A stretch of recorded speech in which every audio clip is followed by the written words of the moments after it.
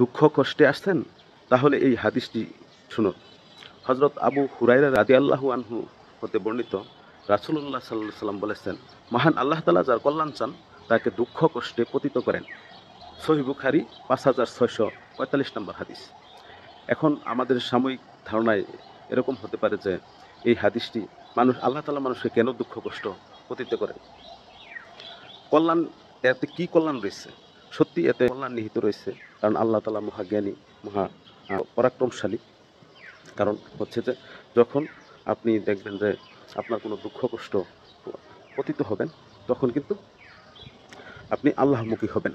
দেখা যাবে যে আপনার অর্থ সম্পদ, সন্তান সন্ততি ইত্যাদিতে আল্লাহ তাআলা হয়তো কোনো একটা অসুখ বিসুখ বা রোগাক্রান্ত বা অসুস্থতা দেন, বা ব্যবসায় ক্ষতি দেন, ইত্যাদি দুঃখ কষ্টে পতিত করেন। এর ফলে কি হয়, আমরা আল্লাহমুখী হই, আল্লাহ তাআলার দিকে আমরা আল্লাহ তাআলার কাছে প্রার্থনা করি, নামাজ পড়ি, দোয়া করি।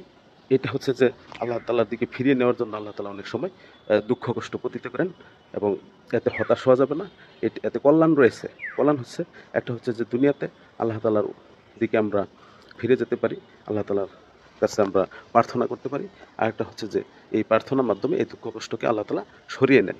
আর একটা বিষয় হচ্ছে যে পরকালেও কল্যাণ রয়েছে, এর ফলে আল্লাহ তাআলা আমাদের গুনাহ মাফ করে দেন।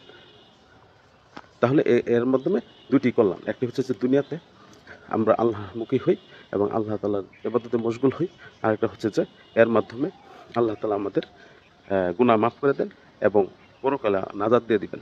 সেই জন্য আবু হুরায়রা রাদিয়াল্লাহু আনহুর এই হাদিসটি, রাসূল সাল্লাল্লাহু আলাইহি ওয়াসাল্লাম বলেছেন যে মহান আল্লাহ তাআলা যার কল্যাণ চান তাকে দুঃখ কষ্টে অনেক সময় পতিত করেন। সহিহ বুখারী হাদিস নম্বর 6445 নম্বর হাদিস।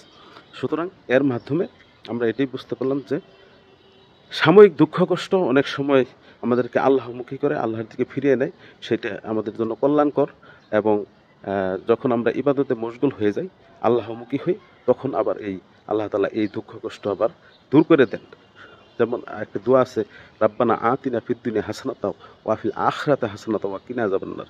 অর্থাৎ আল্লাহ তাআলা এই দুনিয়াতেও যাতে আমাদের নাজাত দিয়ে দেন এবং আখিরাতেও নাজাত দিয়ে দেন, এবং দুনিয়া এবং আখিরাত দুই জায়গায় যাতে আমাদেরকে আল্লাহ তাআলা সফল করেন এবং আমাদেরকে হাসানা দিয়ে দেন, বরকত দিয়ে দেন, কল্যাণ দিয়ে দেন, সেই দোয়া আমাদের বেশি বেশি করতে হবে। সুতরাং যারা দুঃখ কষ্টে আছেন, হতাশ হবেন না। মহান আল্লাহ তাআলা আমাদেরকে অবশ্যই ক্ষমা করে দিবেন এবং আমাদের কল্যাণের জন্যই সাময়িক এই দুঃখ কষ্ট দিয়েছেন। তবে এই দুঃখ কষ্ট থেকে আমাদেরকে শিক্ষা নিতে হবে, শিক্ষা নিয়ে আল্লাহমুখী হতে হবে এবং আল্লাহর কাছে আমাদের তওবা করে ক্ষমা চেতে হবে, ইস্তেগফার করতে হবে। আসসালামু আলাইকুম।